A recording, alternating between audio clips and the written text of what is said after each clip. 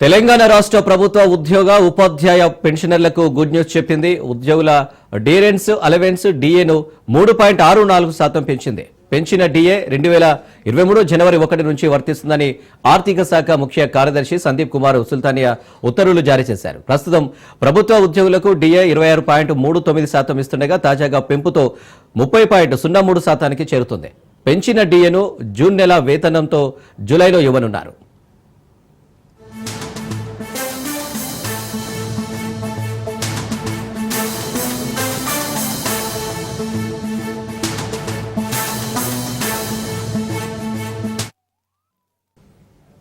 ఇక 2023 జనవరి 1 నుంచి 2025 మే 31 వరకు ఇవ్వాల్సిన డిఏ బకాయిలను ఉద్యోగుల జీపీఎఫ్ ఖాతాలో రాష్ట్ర సర్కారు జమ చేయనుంది. పదవి విరమణ పొందిన ఉద్యోగులకు డిఏ బకాయిలను 28 వాయిదాల్లో చెల్లిస్తారు. సిపిఎస్ ఉద్యోగులకు 10% డిఏ బకాయిలను ప్రాన్ ఖాతాలో జమ చేస్తారు. మిగిలిన 90% బకాయిలను 28 వాయిదాల్లో జూన్ నెల వేతనంతో నెలవారీగా చెల్లిస్తామని 78, 79 జీవోలలో వెల్లడించారు. 1 జూలై 2023 నుంచి పెండింగ్లో ఉన్న డిఏ అమలుకు సంబంధించిన ఉత్తర్వులను ప్రత్యేకంగా 6 నెలల తర్వాత జారీ చేయనున్నట్లు ప్రభుత్వం స్పష్టం చేసింది.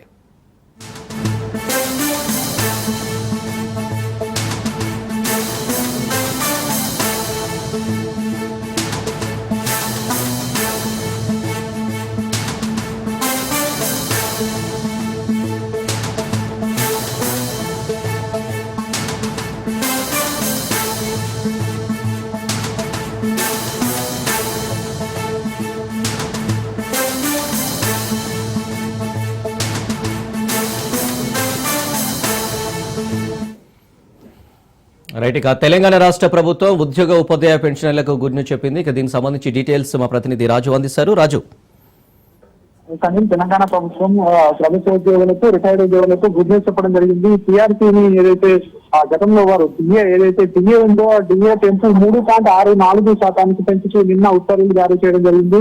ఈ యొక్క డిఏ పెంపు అనేది 2023 జనవరి 1 నుంచి అమల్లోకి వచ్చిందని చెప్పేసి కూడా ప్రభుత్వం అయితే ఉత్తర్వుల్లో జారీ చేయడం జరిగింది. అయితే ఇటీవల జరిగినటువంటి ఏదైతే క్యాబినెట్ సమావేశం ఉందో ఆ క్యాబినెట్ సమావేశంలో డిఏల పెంపు నిర్ణయాన్ని ప్రభుత్వం తీసుకోవడం జరిగింది.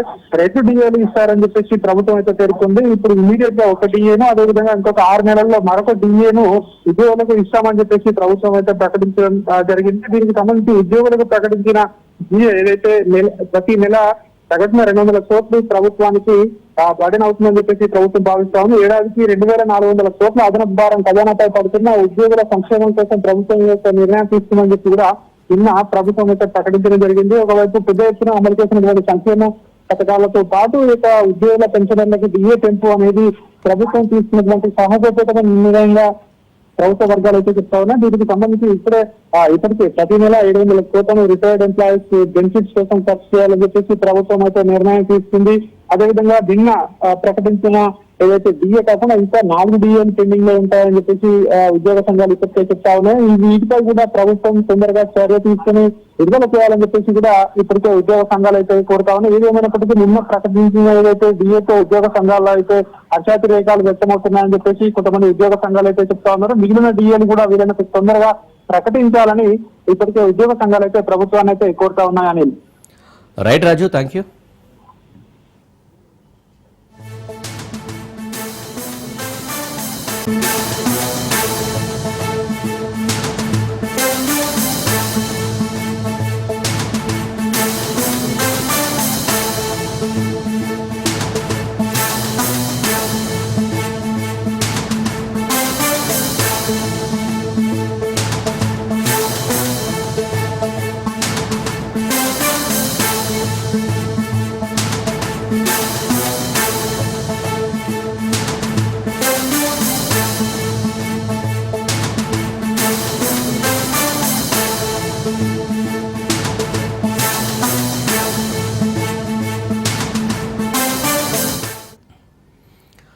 హైదరాబాద్లోని గచ్చిబౌలి, మాదాపూర్లోని పలు పబ్బులలో ఎస్ఓజీ పోలీసులు దాడులు నిర్వహించారు. గచ్చిబౌలిలోని ఎస్ఎల్ఎస్ టెర్మినల్ మాల్లో ఉన్న club rock pub, fraud house పబ్ల నిబంధనలకు విరుద్ధంగా నడుస్తున్నట్లు గుర్తించారు. క్లబ్ రాఫ్ పబ్లో తనిఖీలో భాగంగా పలువురికి డ్రగ్స్ పరీక్షలు చేశారు. దీంతో 4 యువకులు గంజాయి తీసుకున్నట్లు నిర్ధారణ అయింది. దీంతో ఎన్డీపీఎస్ యాక్ట్ కింద కేసు నమోదు చేసిన మాదాపూర్ పోలీసులు దర్యాప్తు చేస్తున్నారు. Last track from my side, this is DJ Black signing off.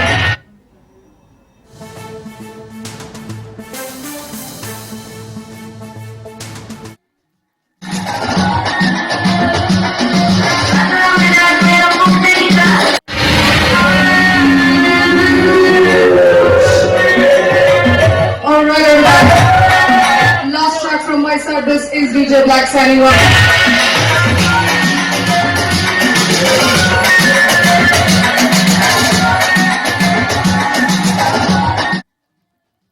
హైదరాబాద్లోని గచ్చిబౌలి మాదాపూర్లోని పలు పబ్బులలో ఎస్ఓటీ పోలీసులు దాడులు నిర్వహించారు. గచ్చిబౌలిలోని ఎస్ఎల్ఎస్ టెర్మినల్ మాల్లో ఉన్న club rock pub, fraud house పబ్లో నిబంధనలకు విరుద్ధంగా నడుస్తున్నట్లు గుర్తించారు. ఇక క్లబ్ రాక్ పబ్లో తనిఖీలో భాగంగా పలువురికి డ్రగ్స్ పరీక్షలు చేశారు. దీంతో నలుగురు యువకులు గంజాయి తీసుకున్నట్లు నిర్ధారణ అయింది. దీంతో ఎన్డీపీఎస్ యాక్ట్ కింద కేసు నమోదు చేసిన మాదాపూర్ పోలీసులు దర్యాప్తు చేస్తున్నారు. రైట్, ఇక దీనికి సంబంధించి మరిన్ని డీటెయిల్స్ మా ప్రతినిధి పవన్ ఫోన్ లైన్ లో సిద్ధంగా ఉన్నారు. పవన్, గచ్చిబౌలిలోని యొక్క పలు పబ్స్ పైన పోలీసులు రైడ్స్ కూడా నిర్వహించారు. మాదాపూర్ లో కూడా కొన్ని పబ్స్ పైన ఎస్ఓటి పోలీసులు యొక్క తనిఖీలు కూడా చేశారు. అయితే ముఖ్యంగా చూస్తే గంజాయితో పాటు డ్రగ్స్ తీసుకుంటున్నారనేది మాత్రం ప్రధానంగా పోలీసులు సర్ప్రైజ్ చెకింగ్ కూడా చేస్తారు. ఇదే విధంగానే యొక్క సర్ప్రైజ్ చెకింగ్ చేయడంతో దీనికి సంబంధించి నలుగురికి పాజిటివ్ గా తేలింది.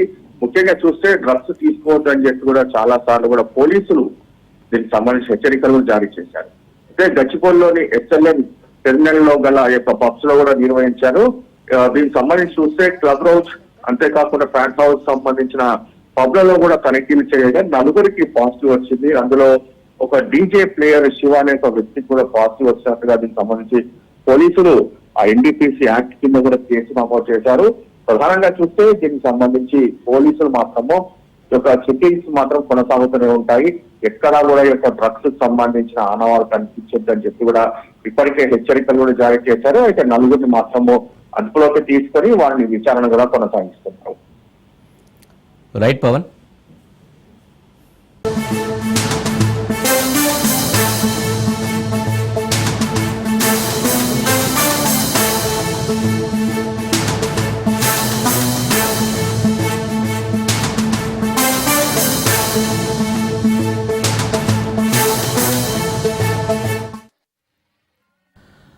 బీఆర్ఎస్ వర్కింగ్ ప్రెసిడెంట్ కేటీఆర్ పై కేసు నమోదైంది. హైదరాబాద్ సైబర్ క్రైమ్ పోలీసులు కేసు నమోదు చేశారు.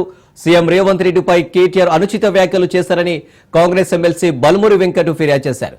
కేటీఆర్ వ్యాఖ్యలకు సంబంధించిన వీడియోలను సైబర్ క్రైమ్ పోలీసులకు అందించారు. ఆయన వ్యాఖ్యలు సీఎం ప్రతిష్టను దెబ్బతీసేలా ఉన్నాయని ఫిర్యాదులో పేర్కొన్నారు.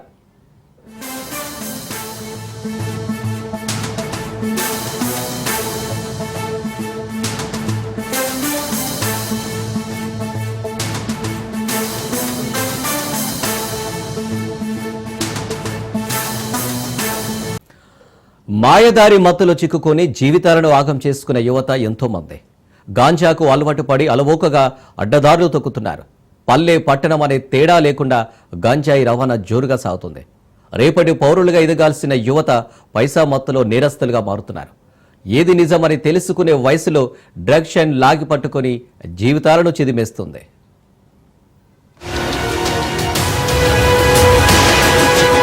రేవంత్ సర్కార్ గంజాయిపై ఉక్కుపాదం మోపుతుంది. అయినా డ్రగ్స్ అక్రమ రవాణా రాష్ట్రంలో సుడిగాలి సృష్టిస్తుంది. ఏ మూలకు చూసినా యువకులు మత్తుకు బానిసవుతున్నారు. కాసులకు కకృతిపడి యువకుల జీవితాలను నాశనం చేస్తుంది గంజాయి ముఠా. కొంతకాలంగా రాష్ట్రంలో డ్రగ్స్ పై అధికారులు చర్యలు తీసుకోవడంతో కొత్త దారిలో అమ్మకాలు ప్రారంభించింది గాంజా బ్యాచ్. మహారాష్ట్ర, ఆంధ్ర నుంచి గుట్టుచప్పుడు కాకుండా గంజాయి తీసుకొస్తూ నిజామాబాద్, కామారెడ్డి జిల్లాల మీదుగా ఇతర ప్రాంతాలకు స్మగ్లింగ్ చేస్తున్నారు. అంతేకాకుండా సాలూరు రహదారితో పాటు నిజాం సాగర్ నుంచి మద్నూరు వరకు కొత్తగా ఏర్పాటైన జాతీయ రహదారి వెంట మహారాష్ట్రకు జోరుగా రవాణా చేస్తున్నట్లు పోలీసులు అనుమానిస్తున్నారు.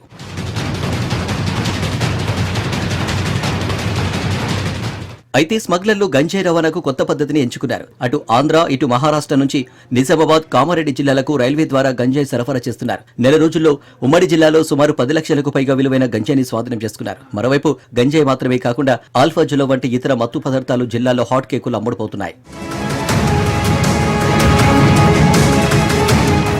అయితే కొత్త సర్కార్ ఏర్పడగానే గంజాయిపై ఉక్కుపాదం మోపాలనే రేవంత్ ఆదేశాలతో పోలీసులు ఎక్సైజ్ అధికారులు అలర్ట్ అయ్యారు. డ్రగ్స్ ఫ్రీ స్టేట్ చేయడమే లక్ష్యంగా కంకణం కట్టుకున్నారు. అంతరాష్ట్రాల నుంచి వచ్చిన మత్తు పదార్థాలనైనా తెలంగాణకు రాగానే పోలీసులకు చిక్కుతున్నాయంటే పోలీసులు ఎంత అలర్ట్ గా ఉన్నారో స్పష్టమవుతుంది. అయితే ఈ రాష్ట్ర రవాణాను ఉపయోగించుకుని మరీ మత్తును విస్తరిస్తున్న కేటుగాళ్ల తాట తీస్తున్నారు తెలంగాణ పోలీసులు. అయితే మత్తు ఇంతగా మితిమీరడానికి కారణం కూడా పోలీసులు వెల్లడించారు. ముందుగా యువతకు మత్తు అలవాటు చేసి వారితోనే వ్యాపారాలు చేయిస్తున్నట్టు చెబుతున్నారు ఎక్సైజ్ అధికారులు.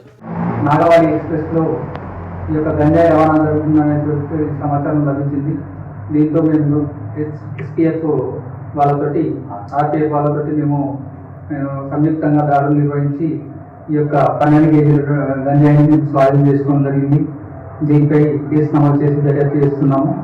ఈ విషయమై ఈ యొక్క కామారెడ్డి ప్రజలకు నేను విన్నవించే విధంగా గంజాయి సంబంధించినటువంటి ఎటువంటి సమాచారం ఉన్నచో మాకు చెప్పవలసిందిగా మేము మనస్ఫూర్తిగా కోరుతున్నాం. దీని యొక్క స్వాధీనం చేసుకున్నటువంటి గంజాయి విలువ సుమారు 6 లక్షల వరకు ఉంటుందని అంచనా వేస్తుంది. యువత లక్ష్యంగా సాగుతున్న ఈ గంజాయి వ్యాపారస్తుల ముక్కుపిండి వారిపై కఠిన చర్యలు తీసుకోవాలని అధికారులను డిమాండ్ చేస్తున్నారు గ్రామస్తులు.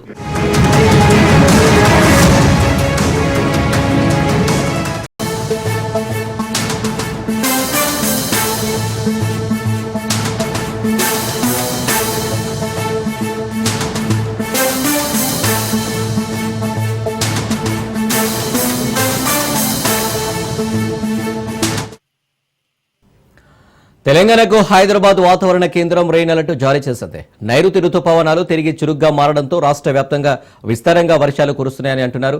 ఇక బంగాళాఖాతంలో ఏర్పడిన ఉపరితల ఆవర్తనం ప్రభావంతో తెలంగాణలో మరో 4 రోజుల పాటు భారీ వర్షాలు కురిసే ఛాన్స్ ఉందని హైదరాబాద్ వాతావరణ కేంద్రం వెల్లడించింది. ఈ భారీ వర్షాల హెచ్చరికల నేపథ్యంలో ప్రజలు అప్రమత్తంగా ఉండాలని సూచించింది. నేడు నాగర్ కర్నూల్, వనపత్రి, నారాయణపేట, గద్వాల్, నిర్మల్, నిజామాబాద్, మహబూబ్ నగర్ జిల్లాలో అక్కడక్కడ భారీ వర్షాలు కురిసే అవకాశం ఉందన్నారు. ఈ మేరకు ఆయా జిల్లాలకు ఎల్లో అలర్ట్ జారీ చేశారు.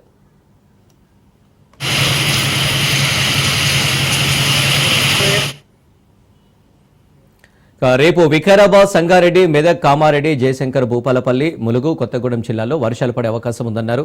జూన్ 16, 17 తేదీల్లో కరీంనగర్, పెద్దపల్లి, జయశంకర్, భూపాలపల్లి, ములుగు, కొత్తగూడెం, ఆదిలాబాద్, కుమరంభి, మాసిఫాబాద్, మంచిర్యాల జిల్లాలో భారీ వర్షాలు కురిసే ఛాన్స్ ఉందన్నారు. ఇక జూన్ 18న భూపాలపల్లి, ములుగు, కొత్తగూడెం, ఖమ్మం, ఆసిఫాబాద్, మంచిర్యాల, కరీంనగర్, పెద్దపల్లి జిల్లాలో అక్కడక్కడ భారీ వర్షాలు పడే ఛాన్స్ ఉందన్నారు.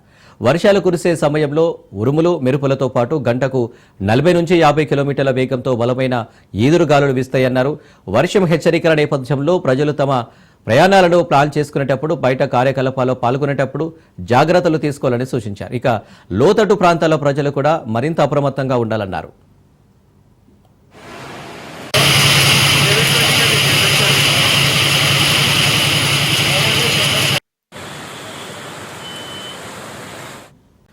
కలియుగ ప్రత్యక్ష దైవం శ్రీ వెంకటేశ్వర స్వామి వారిని పలువురు ప్రముఖులు దర్శించుకున్నారు.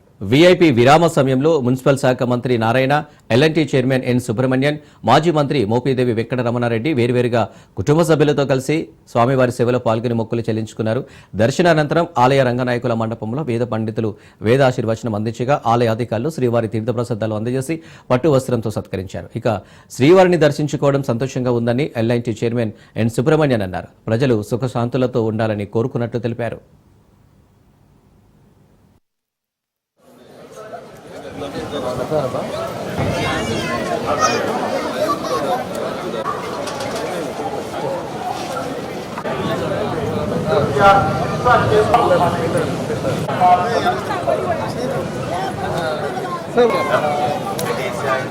భక్తులకు 60 సంవత్సరముల వయసు పైబడిన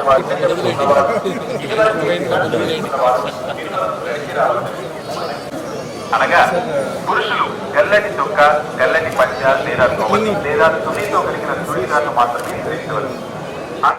ఇరాన్పై దాడులకు అంతర్జాతీయ మద్దతు కూడగట్టేందుకు ఇజ్రాయెల్ ప్రధాని నెతన్యాహు ప్రపంచ దేశాల నేతలతో మాట్లాడుతున్నారు. ప్రధాని Modi, German chancellor Friedrich Merz, France అధ్యక్షుడు మాక్రాన్ తదితరులతో నెతన్యాహు మాట్లాడారు. ఇరాన్ నుంచి ఇజ్రాయెల్కు ఎదురవుతున్న ముప్పును ఈ నేతలు అర్థం చేసుకున్నట్లు నెతన్యాహు కార్యాలయం ప్రకటించింది. అమెరికా అధ్యక్షుడు ట్రంప్, రష్యా అధ్యక్షుడు పుతిన్తోనూ నెతన్యాహు మాట్లాడతారని చెప్పింది.